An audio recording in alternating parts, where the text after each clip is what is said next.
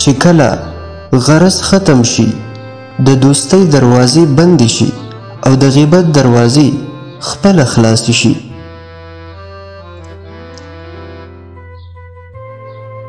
چې سل نیکۍ وکړي هغه په یوې نیکۍ وګڼه او چې یو بد وکړي هغه په سلو بدو وګڼه.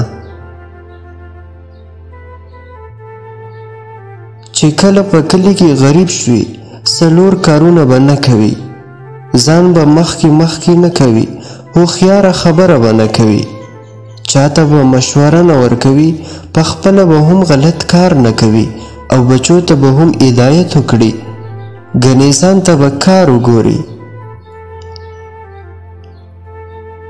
په دنیا کې د دوو څیزونو جواب هیڅ څوک نشي کولی، اولنی اخلاق او دویم عاجزي.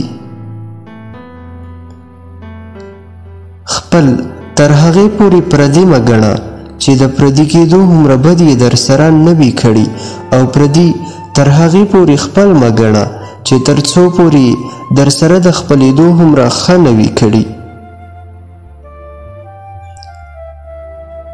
که د خپلو نه دې ګیله کېږي پردي یې وګڼه، ګیله به دې په خپله ختمه شي.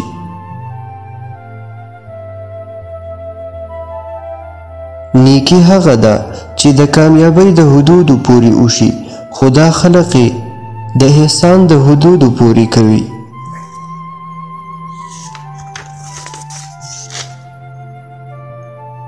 څومره به ښه وي که موږ خپل بد کتلی او خپل ښه مو نه لیدلی، خو افسوس چې موږ خپل ښه ګورو او خپل بد نه ګورو.